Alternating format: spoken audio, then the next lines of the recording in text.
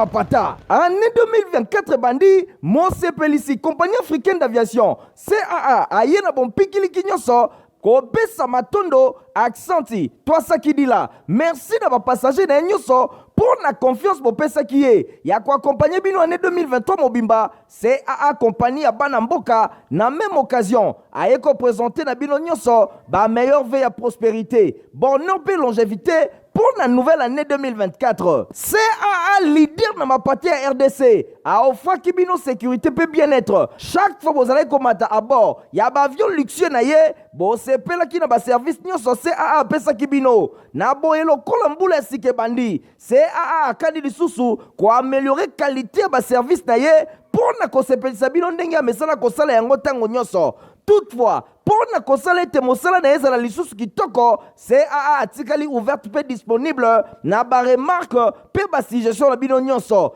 Ah, CAA Mose Pelisi 2024, c'est Pelas na c'est Pelas à l'infini, c'est Pelas.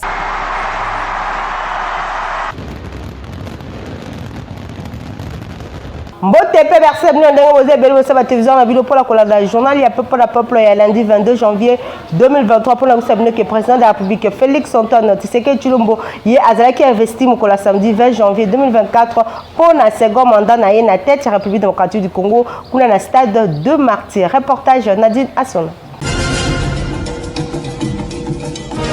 Samedi 20 janvier, président de la République Félix Antoine Tshisekedi Tshilombo a eu officiellement fonction pour la seconde quinquennat na tête de la République démocratique du Congo. Wapi Payi après taki serment devant cour constitutionnelle na audience solennelle publique paix foraine organisée na stade de Martyrs. Après prière écuménique, chef de l'État Félix Antoine Tshisekedi Tshilombo a juré devant Dieu na nation Mobimba y a qu'observer qu'au défendre en constitution pe ba loi ya république ya ko maintenir indépendance na yango pe intégrité ya territoire na ko sauvegarder unité nationale pe ko guider pour l'intérêt général pe ko respecter ba droit ya bateau. Président de la République Félix Antoine Tshisekedi Tshilombo azui na président ya haute cour symbole ya pouvoir kasi azui pe lisusu pouvoir traditionnel na ba autorité coutumière. Cérémonie oyo el continue ki bongo na discours ya chef de l'État oyo alobelaki mingi penza emploi,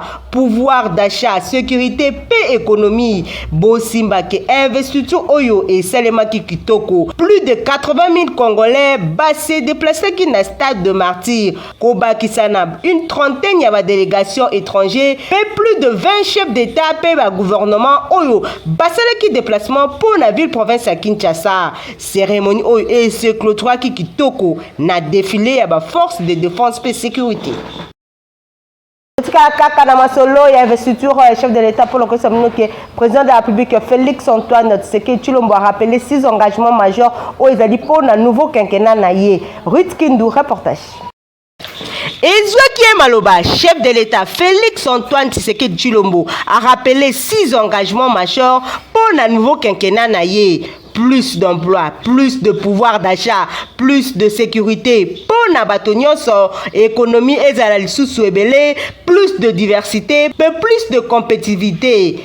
Koba Kisalisusu, plus d'accès aux services de base, services publics ezala bongo efficace. Félix Antoine Tshisekedi Tshilombo a le bien été et comme tango ya ko transformer na 5 prochaines années oyo peko parachever ma oyo basalaki nanu esilaki te basilisa yango ba réaliser lisusu koleka pe ba avènement ya Congo ezala bongo plus sécurisé peu plus prospère.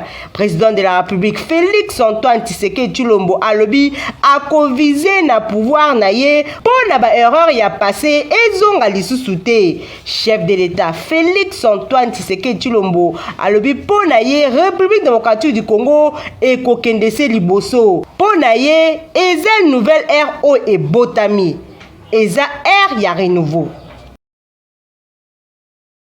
Après investiture chef de l'État pour na Senghor quinquennat naye ba message ya félicitations za kokoba se kokoba bolanda elongo na Stéphane Skandi. Message ya félicitations ya communauté Bimbadi et puis ya président de la République na occasion ya réélection naye na tête ya République démocratique du Congo.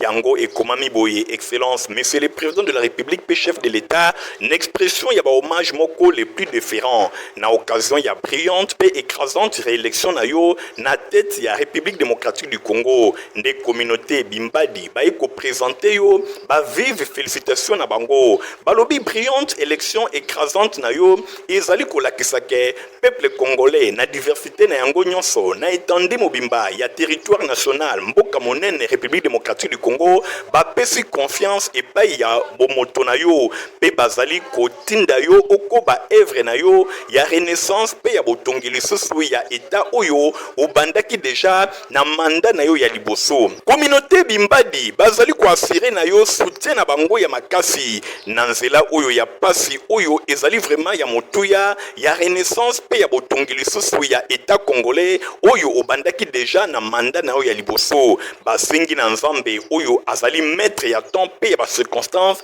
ayeba na kopambola yo na ndenge ya makasi pe a accompagner yo tango nyonso na mission monene oyo epesameli yo pona accomplissement indispensable il y a émergence ya mboka na biso République démocratique du Congo. Pour la communauté Bimbadi, président ya comité provisoire professeur Vicky Kalonga yende a signé ba félicitations oyo. Na masomo suba ba ke publication ya ba résultat pour na élection provinciale et salima kibongo mokola dimanche 21 janvier bolanda ba détail elongo na reportage oyo ya Stéphane Skandi. OK Jean-Paul UDPS Tshisekedi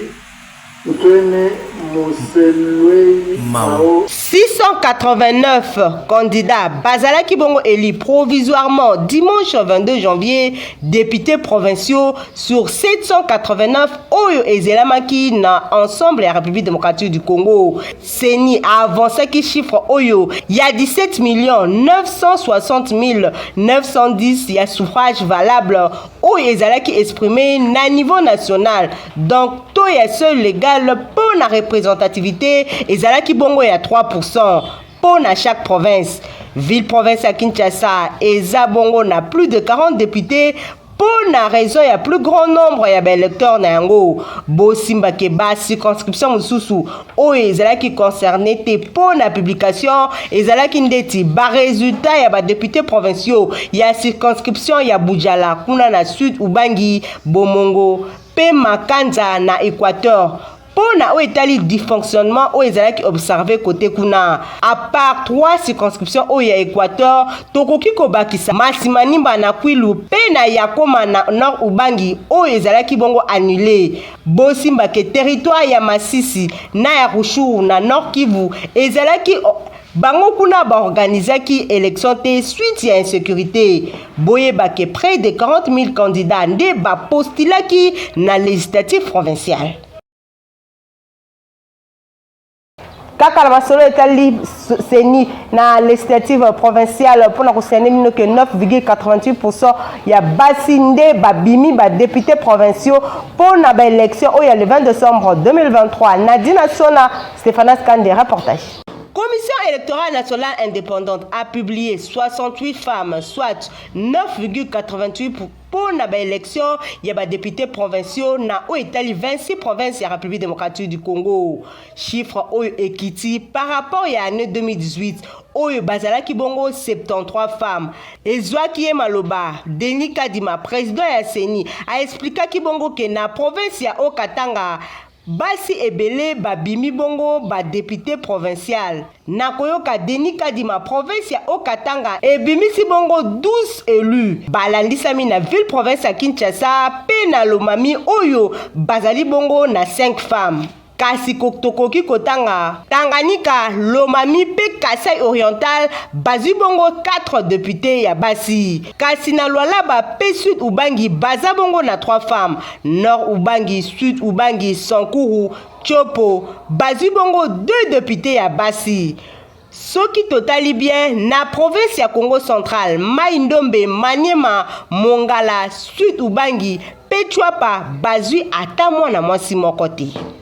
tobeta bongo masolo mususu mpona koyebisa bino ke chef spirituel ya lisanga vuvwa mu papa kusu apesi makanisi na bango par rapport ya badéclaration oyo Corneille Nanga pe John Numbi babandaki koloba mpona bango religion africaine basengi kaka réconciliation esalema entre FCC na cash pamba te kimia nde ezali eloko ya malamu mpona avenir ya mboka. Aza bongo na micro ya Stéphane Skandi. Pona makambo ya Corneille Nanga bazo kende pona kosala rébellion pe bolobi ya John Numbi bango pe basalaki ba déclaration na bango pona biso en tant que religion africaine. Eloko tokoloba ba déclaration nyonso wana soki ezosalema ezali kaka kolandela likambo oyo président de la République auti koloba soki mbala misato to mine to mitano ke mariage ya FCC na cash bosomona mariage wana. Alors soki bango bamileli mpona mariage wana biso tokosenga baparti nyonso baluka bakende sika oyo divorce wana esalamelaki mpo réconciliation esalema totala plus liboso.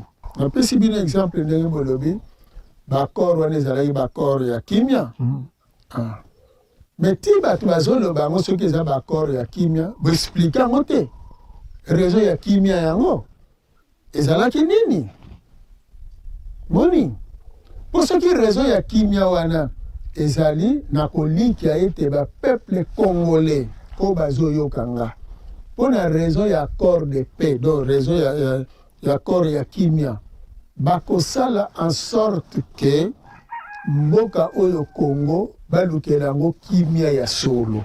Mais biso tingi tozwa réalité oyo ezalaki en face na ntango yango baaméricain na Brazzaville, babelge na Angola, barusse na Centrafrique, barusse dans 15 minutes baza na Kinshasa. Donc ti baaméricain bakokota na Kinshasa,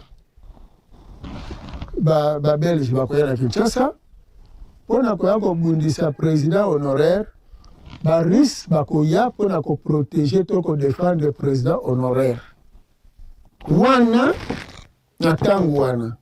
Sikoyo guerre wana na kati ya Kinshasa boyebisa ngai bakima bakokimela wapi? Bapoliticien congolais toute tendance confondue, bareligieux congolais toute tendance confondue, homme de science congolais toute tendance confondue, congolais bino banso na obédience na bino intérêt ya Congo pe ya Afrique. Congo soki ebongi pe biki, Afrique ebongi pe biki. Alors batu ya Senko, batu ya ECC, tokosenga na bino boye. Soki bozali église au milieu du village, elingi koloba mboka mobimbeko ya ko participer na culte oya ye église wana.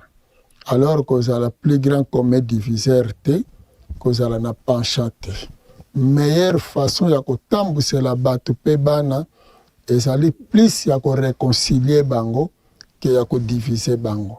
Total epai to uti poto yeba esika to komi bongo to sosola ona kotala koyeba tozokende wapi. Matondo mingi kimia tata mokeli balongo pe bakoko ezala na bino. Compagnie africaine d'aviation CA a présenté vœux de meilleur pour na clients na nyonso. Reportage. Bonne année na CAA mfumu ya mapata. Année 2024 bandi Mose Pelisi compagnie africaine d'aviation CAA aye na bon pikili kinyoso kopesa matondo accenti twasaki dila. Merci na ba passager na nyonso pour la confiance bopesa kiye ya ko accompagner bino année 2023 mobimba CAA compagnie ya bana mboka na même occasion aye ko présenter na bino nyonso ba meilleur veille à prospérité bonheur pe longévité pour la nouvelle année 2024. CAA leader na mapati ya RDC a offert kibino sécurité pe bien-être. Chaque fois vous allez komata à bord ya ba avion luxueux na ye bo sepela ki na ba service nyonso CAA pesa kibino na boyelo kolambula sike bandi CAA akadi lisusu ko améliorer qualité ya ba service na ye pour na kosepelisa bino ndenge ya mesala kosala yango tango nyonso Toutefois, pour na kosala ete mosala na ezala lisusu kitoko, CAA atikali ouverte pe disponible na ba remarque pe ba suggestion na bino nyonso. CAA Mosepelisi 2024, CPLAS na CPLAS à l'infini, CPLAS.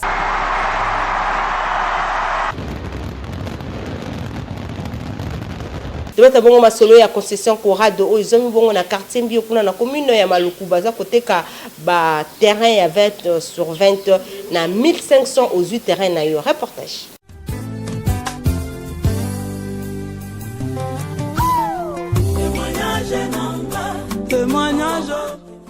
Babitan ya ville province ya Kinshasa boyo kasango kitoko tomemeli bino concession Corado oyezwami na commune ya Maluku na village Mbio azali koteka plus de 700 parcelles ya 20 mètres sur 20 liquidation ezali kaka na $1500 ya pamba okomi kololo pango pona ko contacter concession Corado bobenga na numéro oyo plus 243 82 53 60 781 tolobi bien na $1500 ya pamba lokola liquidation ozui lopango na yo ya 20 mètres sur 20 na kati ya concession Corado oyezwami bongo na village Mbio toza na commune ya Maluku.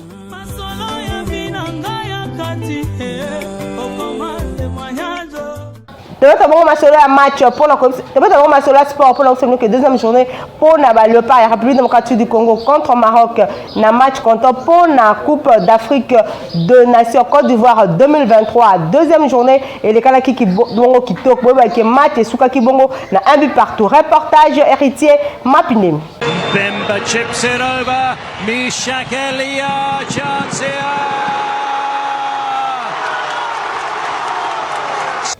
Partout, match nul entre Lion d'Atlas et Maroc, na Léopard et République démocratique du Congo. Essentiel et Salemi pour la République démocratique du Congo. Bosimba Kena o etali possession ya but 54% pour la Maroc, 46% pour la République démocratique du Congo. Na o etali possession réussie 4 sur 5, P précision de passe 83% pour la Maroc, P 75% pour la République démocratique du Congo.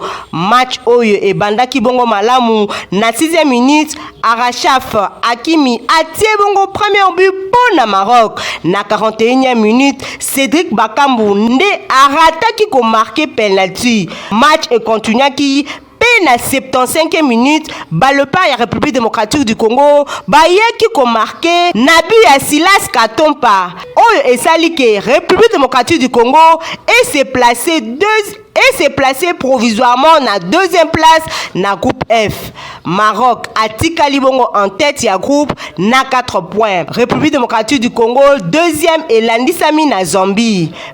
Tanzanie nde eye kosukisa le 25 janvier face à Tanzanie. Léopard ya République démocratique du Congo baza obligé ya ko gagner pour na ko se qualifier pour na 8e de finale. Na o etali masolo ya classement mondial boyeba que République démocratique du Congo eza ko se classer 67e place na monde pe 13e na Afrique. Basala ki tête na Maroc oyo na FIFA bazali ko se classer 13e na mondial pe premier na Afrique. They really want this. Masuaku Mayele. Masuaku safe from Bono. Poto malonga pour la balle na bineza protiva yo pe mukolo okoki komelango yeba ke baza pe na produit o babengaka diaming et pesaka énergie ya kitoko pour la bana. Ah merci. Ya buinde bana nyoso baza kuringa. À la prochaine.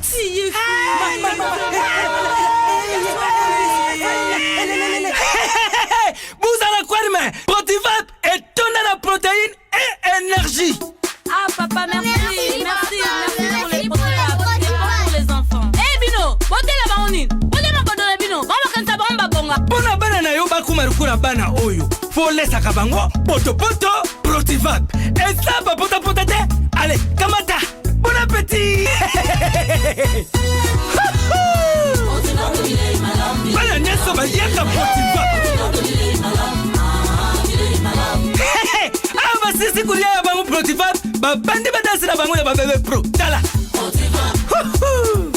Ba yango tata kitoko ntoto makasi tuka na mbimbi oyo tuka na mbimbi makusa Protivat poto kitoko pona ba bébé pro olingi olata sapata kitoko pe ya qualité place eza se moko pona kosomba yango kuna na 7e rue Limete Petit Boulevard. olingaka basapatu kitoko olingaka mokoto ya malonga oyo ekobimisa yo propre liboso ya bato nyonso esika eza se moko na 7e rue na commune ya Limete na place commerciale na Petit Boulevard. Tala malamu yeyo collègue ya bato nyonso basalaka basapatu minene na mikili ya poto basapatu ya kitoko oyo bino boyebi yeyo ye moko ayebi mosala na ndenge akosakana te bato nyonso bayebi collègue ya Jimmy Weston azali kosala mokoto na ndenge akosakana te. Nayebi ke chef de l'État Fachi Beton oyebi nga na kombo oyebi nga na elongi oyebi nga na musala. Moi je pense que c'est déjà quelque chose de bon. Puis oyebi bate ezali na Limete toki na premier ministre ozalaka na yo na musée oyo kota palais du peuple obenga ngai tokutana mais ti lelo ka ba blocage. Mais on a même la ministre là, ministre de la culture Azali, ministre de l'industrie Azali, ministre de la PMI Azali, PMR. Mais pourquoi tu es beaucoup de changa maboko, on a bien diminué le taux de chômage. Pour nous les hommes, par contre, nous n'avons pas Patrice pour diminuer le taux de pour encadrer jeunesse, pour transformer Bango, si on est pour ça la sapate. Est-ce que on a besoin de ça pour nous? Je ne pense pas. Automatiquement, à Oluka, Azala, responsable pour qu'il y ait des familles. Mais pourquoi? Naza a été dit pourquoi? Dans ce cas-là, on a fait un Argentine au Bila. Adjoint ils allaient chez Koko Moulumba, fils gouverneur Argentine au Bila. Nous avons quand même bonne foi. Alors, Ngamoua, mais Bangati n'est pas chef de l'État. Il a fait mon compte au Bila. Il dit que ma politique, pour moi, ma caméra. Mais il fait qu'il bonne foi. Autorité moi je pense que nous sommes effort et ça devoir on a dit on a devoir dans la salle sur le téléphone na 7e rue place commerciale na Petit Boulevard place partie soit un peu monsieur on a la salle d'abord à quelqu'un pour nous dans la présence de la salle nous avons bien organisé na salle avec candidat nous sous l'État le but de soutenir yo yango na bimisi mais il soutenir un gars. Bon, je comprends. Donc, client nous soit pour Dakar. Nous avons papa Christ Mawal. Nous avons son maman. On va soutenir Rio. Il faut Simba Science. Maintenant, dans Simba Science, on a vu la matin. Donc, je suis Ria Awa. Aux ala la fête. Au dia Batunion sur la fête. Là, tu as la ça Awa. Aux ala mariage. Là, tu as Awa. Aux ala sapat, tu as mon nez. Le col à Ink. Il y a un ordinaire comme un roi et mort. Le cocaïne. Ozana le quoi est mort, on est comme un bolide le cola il y a dans ça dans sa réparation, dans sa fabrication. Donc na yebi musala comme il se doit. Ota ki baté ça.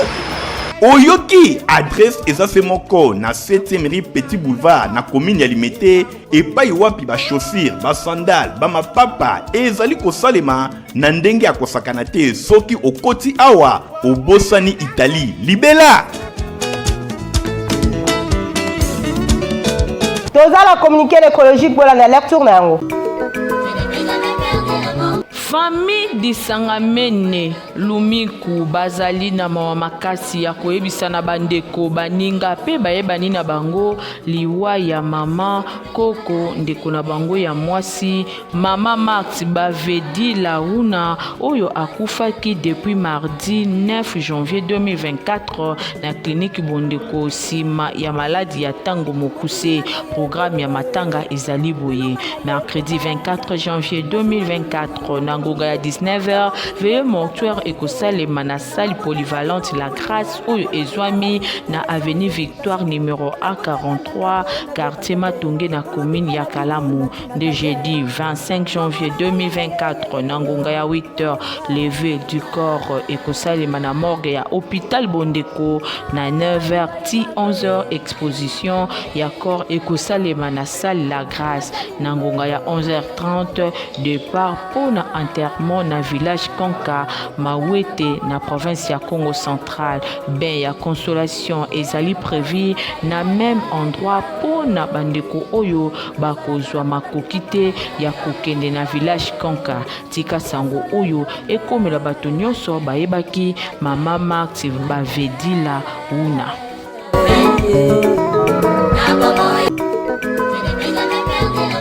Famille Tumba, pasteur Jean-Serge Lumu, bazana mawa makasi ya koyebisa na bandeko baninga pe bayebani na bango liwa ya papa noko pe mwana na bango Thomas Tumba Kasonga oyo akufaki poso eleki na sima ya bokono ya tango mokuse. Programme ya matanga ezali boye mardi 23 janvier veille mortuaire ekosaima na résidence familiale ezwami na avenue Miningulu numéro 3 bis na Yolo Sud na commune ya Kalamu derrière Wendy ya Ezo. De mercredi 24 janvier Nangonga ya 9h levé du corps ekosaima na morgue ya 51 p exposition ekosalema sur place. Nangonga ya 9h30 mont ya circonstance cantique témoignage.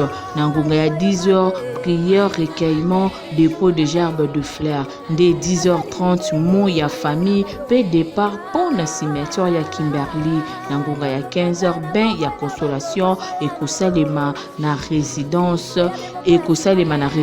familiale, ou yo ezwami na avenue Miningulu numéro 3 bis na Yolo Sud na commune ya Kalamu. Tika sango oyo, et comme la batonyo so bayebaki papa Thomas Tumba Kasonga. Merci pour vous qui avez pour la colonne info la journal et pour la peuple ceux qui bossent qui na journal on ça merci na Stéphane Skando coordinateur qui journal oyo concours rédactionnel Nadine Asona Rito Kindu montage et Simon Kepa Christian Kengebe ni pe Fabrice Lundombi na sima caméra tozaki na Francis Kanza Loko Kazaki assisté na Alain Bouyala ngana bino de vous rendez-vous mikozo ko ya revoir.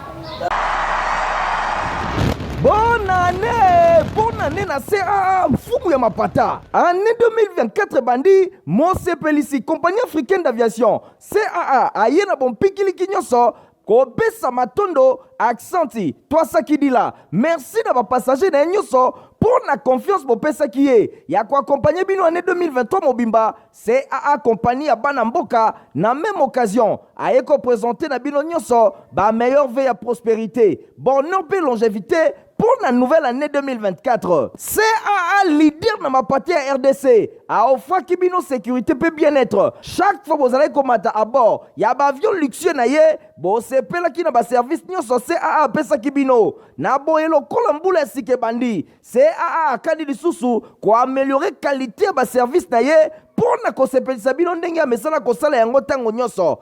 Toutefois, pour na kosala ete mosala na ezala lisusu kitoko, CAA atikali ouverte pe disponible na ba remarque pe ba suggestion na bino nyonso. CAA Mose Pelisi 2024 CPLAS na CPLAS à l'infini CPLAS.